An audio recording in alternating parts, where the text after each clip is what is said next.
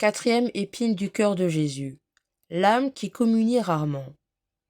La communion est le but principal que s'est proposé le cœur de Jésus en instituant la divine Eucharistie.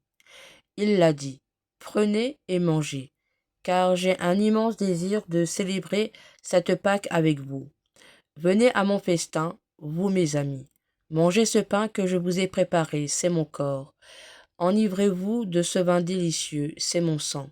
En vérité, celui qui refusera de s'asseoir à ma table n'aura pas la vie. » Comment les hommes répondent-ils à cet appel? Malheureusement, ils n'ont que des froideurs et d'indifférence pour Jésus hostie. Nouveau prodigue. Il fuit la maison du père de famille, déserte la table sainte et s'excommunie eux-mêmes. Je le sais bien, il reste encore des fidèles adorateurs du cœur de Jésus, des amis dévoués qui cherchent, comme Véronique, à essuyer son visage adorable et le reçoivent fréquemment par la sainte communion. Mais que ce nombre est petit, si on le compare à la multitude des impies, des indifférents, des ingrats dont la place reste toujours vide au banquet eucharistique. En quel état sont ces pauvres âmes qui, depuis de longues années peut-être, n'ont pas étanché leur soif au calice du salut? Quelle tristesse! Elles meurent de faim et de soif.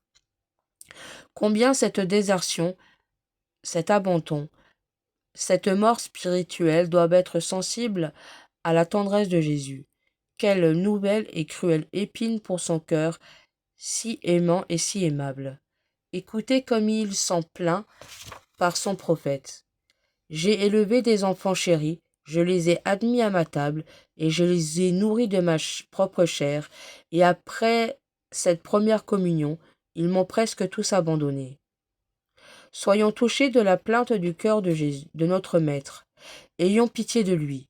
Tandis que la foule s'éloigne de son tabernacle, venons gémir, prier, pleurer à ses pieds. Que l'exemple de ceux qui l'abandonnent ne fasse que redoubler notre zèle, notre dévouement, notre amour. Approchons-nous au bouquet eucharistique aussi fréquemment que nous le pourrons et excommunons et nous examinons et nous n'avons pas souvent omis la sainte communion par notre faute. Oui, aimons Jésus pour ceux qui ne l'aiment pas. Visitons-le dans l'Eucharistie pour ceux qui l'y délaissent. Ouvrons-lui surtout notre cœur pour tous ceux qui refusent de le recevoir.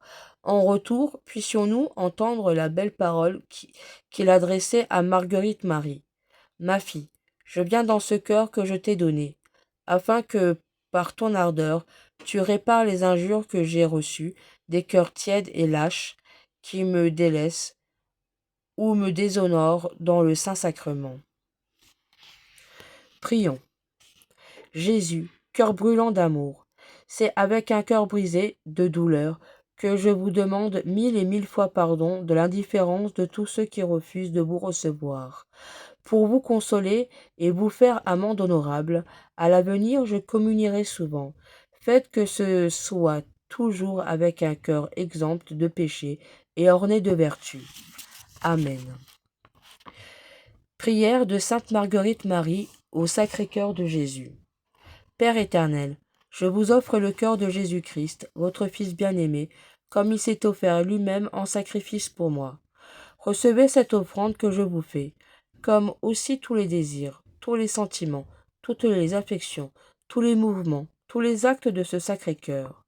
Ils sont miens, puisqu'il s'est émoli lui-même pour moi, et je veux à l'avenir ne désirer que lui-même, seul.